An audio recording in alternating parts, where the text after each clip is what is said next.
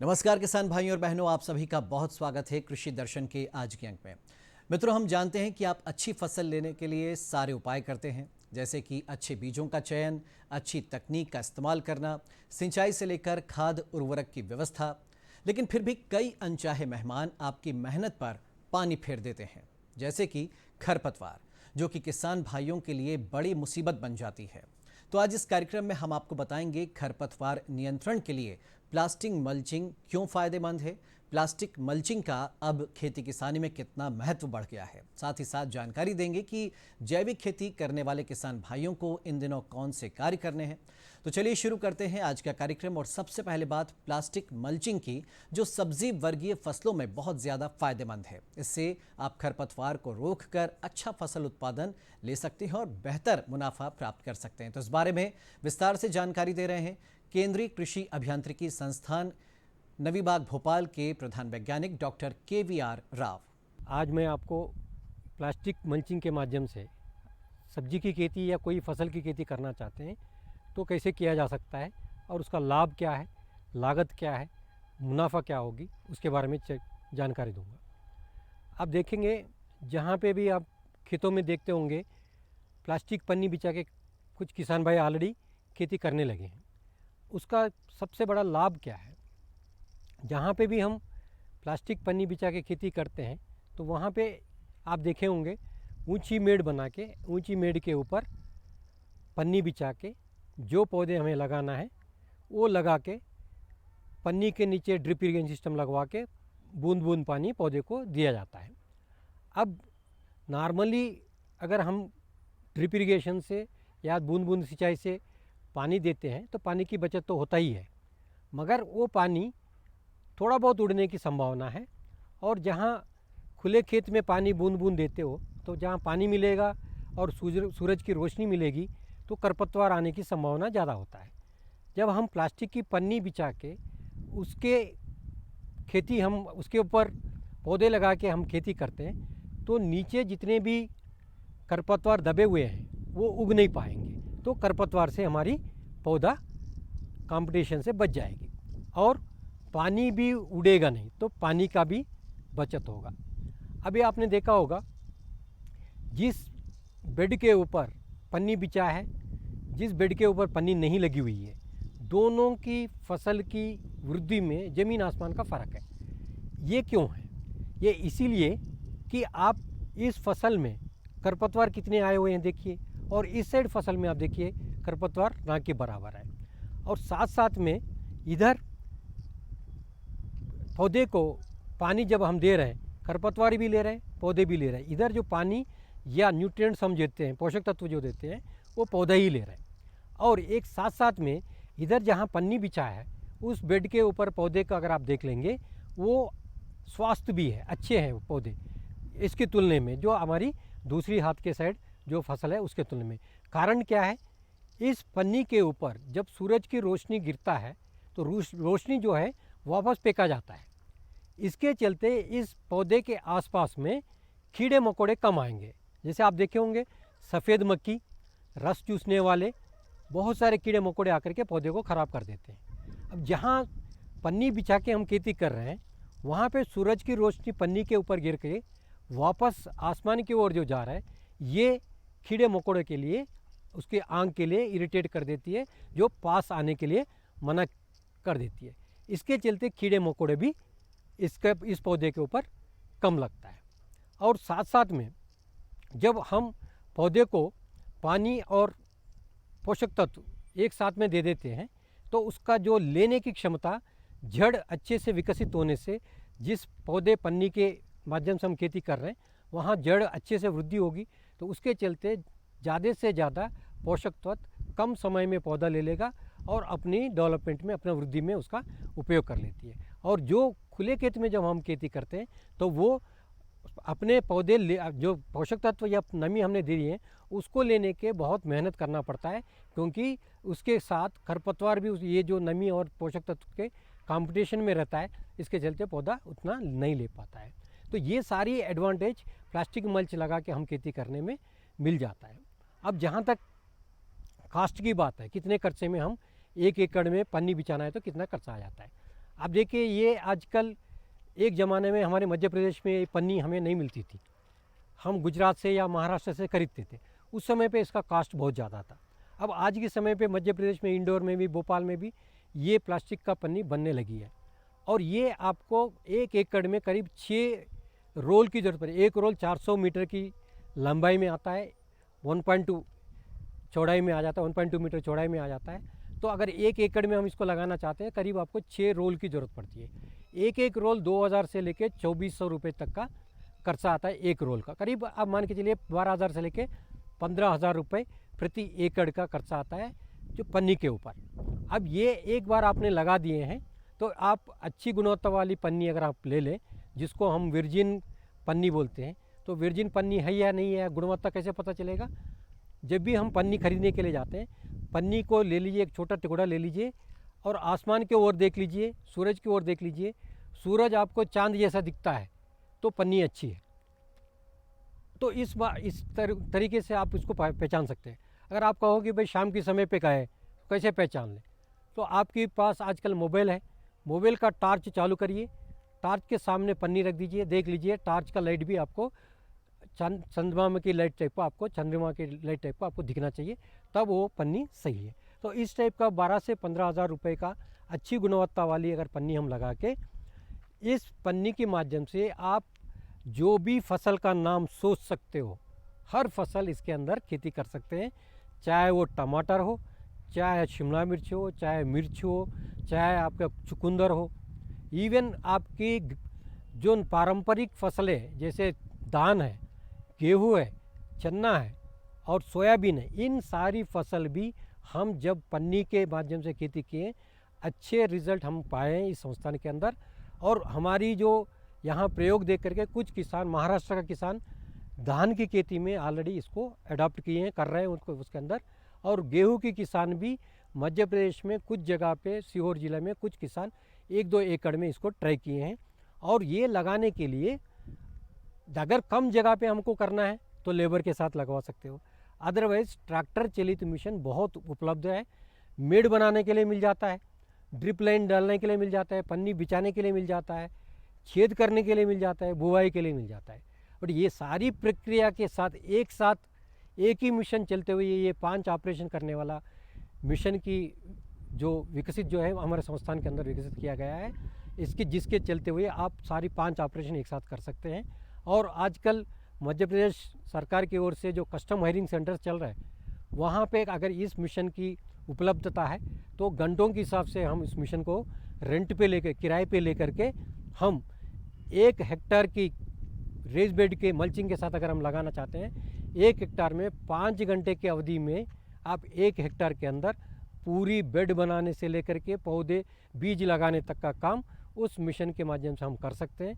आगे आपको खरपतवार निकालने की कोई समस्या नहीं होगी, पानी ज़्यादा देने की ज़रूरत नहीं पड़ेगी, और जो भी पोषक तत्व आप देंगे उसका सदुपयोग पौधे ही लेगा और उसका वृद्धि भी प्रॉपर होगी। बहुत बहुत धन्यवाद। और चलिए किसान भाइयों, वक्त एक ब्रेक का है, ब्रेक के बाद हम जल्द हाजिर होंगे। अरे सुन तो। मुझे क्या सुनाना चाहते हो? जो सुनाओ मेरी सौतन को। किसको? अरे वही तुम्हारा मोबाइल फोन जिससे सुबह शाम दिन रात चिपके रहते थे और कहते थे किसान कॉल सेंटर से बातें हो रही हैं। अच्छा ये बात है। हाँ, क्यों, क्या हुआ? अब बात नहीं होती क्या? अब तो झट से बात हो जाती है। संबंधी समस्याओं का अपनी भाषा में तुरंत हल पाने के लिए पूरे भारत में किसी भी फोन से हेल्पलाइन नंबर पर संपर्क करें। किसानों का दोस्त किसान कॉल सेंटर।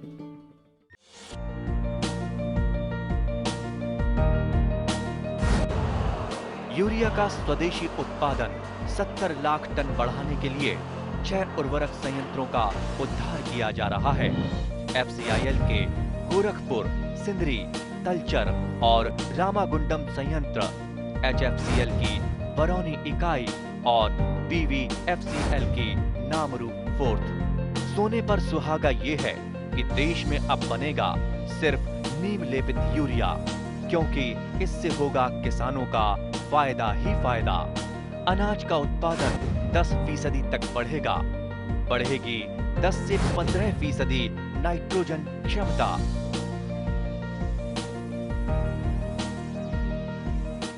ब्रेक के बाद आपका स्वागत है। मित्रों, पूरे प्रदेश में बड़े पैमाने पर हमारे प्रगतिशील किसान भाई कई प्रकार की फसलें जैविक खेती के माध्यम से ले रहे हैं। आखिर जैविक उत्पादों की मांग भी तो दिन पर दिन बढ़ती जा रही है। तो जैविक खेती को और अधिक लाभप्रद बनाने के लिए आपको इन दिनों कौन कौन से कार्य करने हैं, कौन सी सावधानियां बरतनी हैं, इस बारे में विस्तार से बता रहे हैं भारतीय मृदा विज्ञान संस्थान नवी बाग भोपाल के प्रधान वैज्ञानिक डॉक्टर अमर बहादुर सिंह। किसान भाइयों, आज मैं आपको बताऊंगा कि जैविक खेती क्या है, जैविक खेती में हमको कैसे करना चाहिए, जैविक खेती में क्या क्या बातों पे ध्यान रखना चाहिए, इन विषयों पे हम चर्चा करेंगे। किसान भाइयों देखिए, जैविक खेती की बात जब हम करते हैं तो आपको ये दो बातों को ध्यान रखना है कि जैविक खेती में हमारा पोषण प्रबंधन और कीड़े बीमारियों को कंट्रोल करने का दो मुख्य बातें होती हैं, जिन पर अगर आप ध्यान देंगे तो जैविक खेती आसानी से कर सकते हैं। जैविक खेती आप सरल भाषा में समझे तो वो खेती तकनीक होती है जिसमें हम जैविक खादों का पोषण प्रबंधन, जैविक खादों के द्वारा जो हम पोषण प्रबंधन करते हैं उसी को जैविक खेती कहते हैं। जैसा आप ऐसे समझ लो, जैसे आप गेहूं की जैविक रासायनिक खेती करते हो, उसमें आप यूरिया, डीएपी, एसएसपी डालते हो, लेकिन जैविक खेती में इन सब रसायनों को पूरी तरह से बंद करके जिसमें हम केवल जैविक खादों का, और जैविक खादों में खासकर जैसे केचुआ खाद है, मुर्गी खाद है, देसी खाद है, नाडेप का खाद है, भू कंपोस्ट है, हरी खाद है, इन खादों के द्वारा हम पोषण प्रबंधन करके जैविक खेती करते हैं। तो रसायन में जो आप नाइट्रोजन की मात्रा डालते हो, उस नाइट्रोजन की मात्रा को पूरा जैविक खादों के माध्यम से डालना चाहिए। और इसको समझने के लिए आप ध्यान रखें कि हमारी जैविक खादों में जो भी नाइट्रोजन का प्रतिशत होता है, उस आधार पे हम उसको जैविक खादों को खेत में डालते हैं। तो जैविक खेती में पहला बात तो ये होगा कि पोषण प्रबंधन हम कैसे करें और कैसे कौन कौन सी ऐसी जैविक खादें हैं जिनको हम डाल करके जैविक खेती करें। दूसरी बात ये होती है किसान भाई कि जैसे हम आप लोग देखते होंगे कि कई बार हमारा जो कीड़े बीमारी लग जाते हैं तो हमारा किसान भाई बहुत चिंतित हो जाता है। उस समय उन बातों को देखता है, कई बार वो रासायनिक खेती करता है तो सीधे वो जाके मार्केट से या बाज़ार से जाके ढेर सारी ऐसी दवाएं लाके वो कीड़े बीमारियों को कंट्रोल करने के लिए डाल।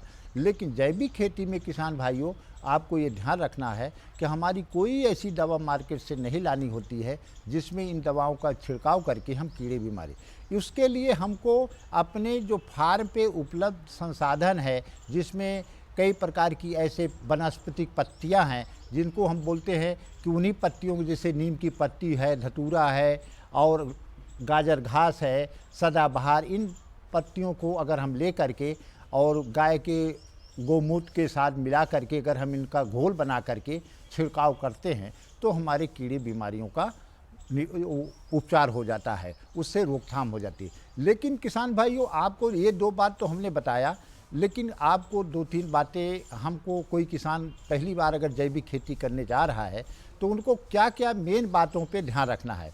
पहली बात ध्यान रखना है कि जो किसान भाई हमारा जैविक खेती अपनाना चाहता है उसको ये देखना है कि हमारे आसपास जो रासायनिक खेती जो किसान कर रहे हैं उनसे बचने के लिए हमको जैविक खेती का जो प्लाट है उसको कैसे चुनाव करें, जिससे दूसरे जो हमारे किसानों का रसायन का प्रयोग है वो हमारे खेत में ना आए। किसान भाई हमारा उगाता है कोई फसल, चाहे गेहूँ हो, चाहे चना हो, चाहे सरसों हो, तो उसका क्या रासायनिक खेती से जो करता है किसान, उसकी पैदावार में क्या अंतर होता है, या और उसके साथ साथ हम लोग मिट्टी के स्वास्थ्य पे भी देखते हैं कि हमारी मिट्टी का स्वास्थ्य कैसा है, मिट्टी के स्वास्थ्य में कितना सुधार होता है।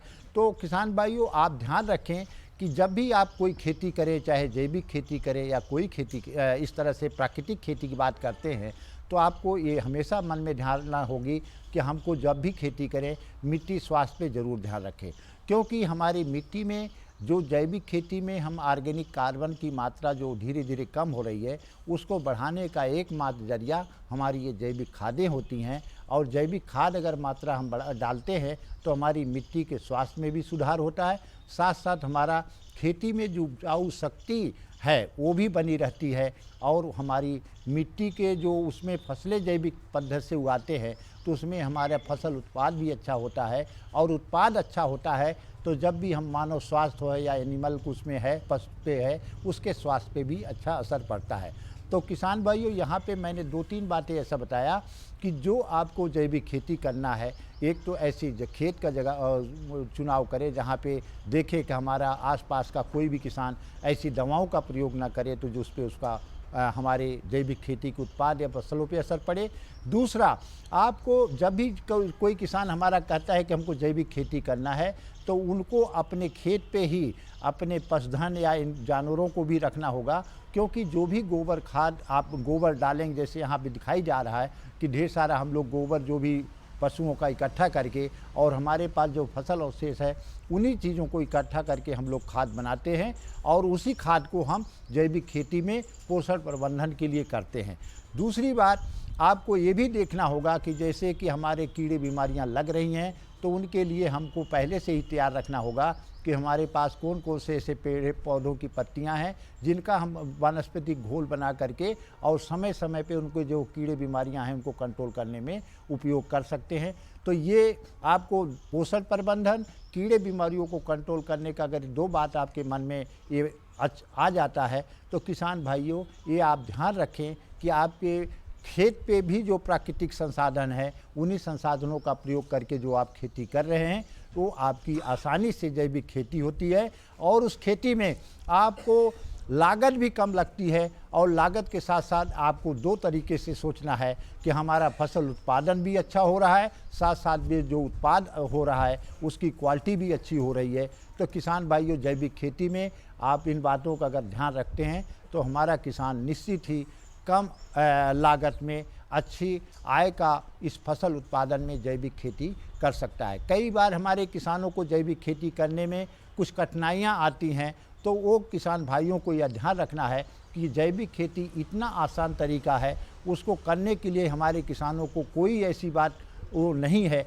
कि जहाँ पे हमारा किसान भाई ये समझे कि हम जैविक खेती अपना रहे हैं तो हमारा इसमें फ़ायदा नहीं होगा। ऐसा नहीं है। हमारा यहाँ विगत 15 सालों से हम लोग शोध कार्य कर रहे हैं, तो हम लोग जो है यहाँ पे आपको दिखा रहे हैं कि जैसे सोयाबीन, गेहूँ, सोयाबीन, चना, सोयाबीन, सरसों, सोयाबीन, अलसी की खेती कर रहे हैं। हम लोगों ने देखा जो दलहनी फसल है उसमें पहले साल से ही हमारा रासायनिक की जब तुलना करते हैं तो उत्पादन में ज़्यादा अंतर नहीं आता। हाँ, जब हम आपके गेहूँ और सरसों की बात करते हैं तो निश्चित ही पहले साल उत्पादन में थोड़ा कमियां आती हैं, लेकिन दूसरे साल, तीसरे साल हमारे उत्पादन में जैविक खेती की जब हम रासायन से तुलना करते हैं तो उसके उत्पादन में कोई कमियां नहीं आती। और दूसरे रूप में किसानों को ये भी समझना है कि हमारा मेन मकसद केवल उत्पादन के साथ मिट्टी के स्वास्थ्य को भी रखना है, क्योंकि हम वैज्ञानिक दृष्टिकोण से यही कहते हैं कि हमारा अगर मिट्टी का स्वास्थ्य अच्छा है तो उस पर उगने वाला पौधा भी अच्छा होता है, और उगने वाला पौधा अच्छा है तो जो हम लोग खाते हैं तो हम लोगों के स्वास्थ्य में भी अच्छा असर पड़ता है और स्वास्थ्य के लिए भी अच्छा रहता है। और चलिए किसान भाइयों, अब आप देखिए खबरें खेती की। नमस्कार किसान भाइयों, खबरें खेती में आपका स्वागत है। आइए नजर डालते हैं आज की खास खबरों पर। प्रदेश में किसानों के हित में हुए निर्णय। मिलेट की जननी है भारत। शरबती गेहूं को मिला जीआई टैग। प्राकृतिक खेती समय की जरूरत और गेंदे के फूलों की देखरेख। और अब खबरें विस्तार से। प्रदेश में मोटे अनाज की खेती को बढ़ावा देने के लिए मिलेट मिशन लागू होगा। इसमें कोदो, कुटकी, रागी, सांवा जैसे अनाजों के बीज किसानों को 80% के अनुदान पर उपलब्ध कराए जाएंगे। मुख्यमंत्री की अध्यक्षता में भोपाल में हुई कैबिनेट की बैठक में ये निर्णय लिया गया। बैठक में बताया गया कि इसके लिए 23 करोड़ रुपए खर्च किए जाएंगे। मोटे अनाज की खेती के लिए किसानों को प्रशिक्षित भी किया जाएगा। विपणन की व्यवस्था करने के लिए राज्य और जिला स्तर पर मेले, कार्यशाला, फूड फेस्टिवल, रोड शो जैसे आयोजन किए जाएंगे। मुख्यमंत्री शिवराज सिंह चौहान ने निर्देश दिए हैं कि शासकीय कार्यक्रमों में होने वाले भोज, मध्याह्न भोजन, छात्रावास में मिलने वाले भोजन में भी मोटे अनाजों को शामिल किया जाएगा। बैठक में किसानों के हित में अन्य फैसले भी किए गए। प्रदेश में किसानों से ग्रीष्मकालीन मूंग समर्थन मूल्य पर खरीदने का निर्णय लिया गया। वहीं 2021-2022 में मूंग उड़द के उपार्जन में राज्य सहकारी विपणन संघ को हुए नुकसान की प्रतिपूर्ति सरकार द्वारा किए जाने का निर्णय भी लिया गया। कैबिनेट की बैठक में यह निर्णय लिया गया। कृषि निर्यात को प्रोत्साहित करने के लिए निर्यात के उद्देश्य से खरीदे गए गेहूं के मंडी शुल्क की प्रतिपूर्ति की जाएगी। इसके लिए व्यापारी को आवेदन करना होगा और उसमें लगने वाली राशि का वहन कृषि उपज निर्यात प्रोत्साहन मद से किया जाएगा। कैबिनेट में किसानों को ध्यान में रख जो फैसले लिए गए हैं उसके लिए कृषि मंत्री कमल पटेल ने मुख्यमंत्री शिवराज सिंह चौहान का आभार माना है। श्री पटेल ने कहा कि किसानों के हित में जो भी फैसले लिए गए हैं उसमें निश्चित ही किसानों को लाभ पहुंचेगा। प्रदेश के किसान कल्याण तथा कृषि विकास मंत्री कमल पटेल ने कहा है कि श्री अन्न मिलेट की जननी भारत है। आज इसका उत्पादन विश्व भर में हो रहा है। श्री पटेल मसूरी में मिलेट्स पोटेंशियल एंड अपॉर्चुनिटी विषय पर आयोजित राष्ट्रीय सेमिनार में बोल रहे थे। उन्होंने कहा कि भारत आज भी कृषि प्रधान देश है, इसे और भी मजबूत करने की जरूरत है। श्री पटेल ने इस अवसर पर प्रदेश के मिलेट मिशन के बारे में विस्तार से जानकारी दी। उन्होंने बताया कि मध्य प्रदेश की आंगनबाड़ियों में सप्ताह में एक बार बच्चों को पोषण से भरपूर श्री अन्न परोसा जाएगा। श्री पटेल ने कहा कि मध्य प्रदेश में प्राकृतिक खेती को बढ़ावा देने के लिए गौ पालन को भी प्रोत्साहित किया जा रहा है। इसके लिए बोर्ड का भी गठन किया गया है। मध्य प्रदेश का शरबती गेहूं अब बौद्धिक संपदा में शामिल हो गया है। इसी प्रकार रीवा का सुंदरजा आम को भी मिला है जीआई टैग। कौन सा उत्पाद किस स्थान पर हुआ है यह जानकारी जियोग्राफिक इंडिकेशंस यानी कि जीआई टैग से पता की जा सकती है। इस टैग से किसी भी उत्पाद को बाजार में एक नई पहचान मिलती है, जिससे उसकी मांग भी बढ़ती है। शरबती गेहूं प्रदेश के सीहोर और विदिशा जिले में उगाए जाने वाले गेहूं की एक क्षेत्रीय किस्म है। इसमें प्रोटीन, फाइबर और विटामिन भरपूर मात्रा में होते हैं। वहीं रेवा में पाए जाने वाले सुंदरजा आम अपनी सुगंध और स्वाद के लिए देश ही नहीं बल्कि विदेशों में भी प्रसिद्ध हैं। कम मीठी किस्म के इस आम का लुत्फ मधुमेह के रोगी भी उठा सकते हैं। प्राकृतिक खेती आज की और आने वाले समय की जरूरत है। यह बात गुजरात के राज्यपाल आचार्य देवव्रत ने बुरहानपुर में आयोजित प्राकृतिक खेती कार्यशाला में वर्चुअली जुड़कर कही। उन्होंने कहा कि कृषि वैज्ञानिकों द्वारा किसानों को प्राकृतिक खेती करने के लिए जागरूक किया जाना चाहिए। राज्यपाल ने कहा कि एक गाय के एक दिन का गोबर और गौमूत्र से 1 एकड़ खेत के लिए खाद तैयार की जा सकती है। कार्यशाला में पूर्व मंत्री अर्चना चिटनिस ने किसानों से आग्रह करते हुए कहा है कि अब समय आ गया है कि हम प्राकृतिक खेती की ओर बढ़ें। इससे हमारी धरती के साथ साथ मनुष्य भी स्वस्थ रह सकेंगे। श्रीमती चिटनिस ने कहा कि प्रधानमंत्री जी यह बात बार बार कह रहे हैं कि फसलों का विविधीकरण किया जाना चाहिए। परंपरागत खेती के साथ साथ फलों, फूलों और मसालों की भी खेती की जानी चाहिए। इस अवसर पर अटारी जबलपुर के निदेशक डॉक्टर SRK सिंह सहित अन्य विशेषज्ञों ने भी किसानों का मार्गदर्शन किया। गेंदा एक ऐसा फूल है जिसकी खेती पूरे वर्ष करके किसान अतिरिक्त लाभ प्राप्त कर सकते हैं। इसकी खेती सबसे कम खर्च में की जाने वाले फूलों की खेती है। जिन भी किसानों ने गेंदे की खेती की है उन्हें गर्मी के इस मौसम में उनकी विशेष देखरेख करनी चाहिए। खेतों में सिंचाई 3 दिन के अंतराल पर यानी कि सप्ताह में 2 बार करनी चाहिए। गर्मी में जिस गेंदा फूल की खेती की जाती है वह हजारे का फूल होता है। इसकी अच्छी पैदावार के लिए 30 से 42 डिग्री सेल्सियस की आवश्यकता होती है। गेंदे के पौधे से ज़्यादा फूल लेने के लिए सबसे पहले तो खेतों को खरपतवार से हमेशा मुक्त रखना चाहिए। गर्मियों में फूलों की तुड़ाई सुबह जल्दी तेज धूप होने से पहले कर लेनी चाहिए। अधिक फूल के लिए संजीवनी, शाइन, पोषक एंड टॉनिक का अदल बदल कर 12 से 15 दिन पर गेंदा की खड़ी फसल पर छिड़काव करना चाहिए। तो किसान भाइयों, आज कृषि समाचारों में फिलहाल इतना ही और साथ ही मुझे दीजिए आज्ञा। नमस्कार। तो मित्रों, आज के कृषि दर्शन कार्यक्रम में इतना ही। हमें उम्मीद है कि जो जानकारी हमने आप तक पहुंचाई वो आपके लिए बेहद फायदेमंद साबित होगी। अगले अंक में हम फिर हाजिर होंगे खेती किसानी से जुड़ी ऐसी ही नई नई जानकारियों के साथ। तब तक के लिए दीजिए अनुमति। नमस्कार।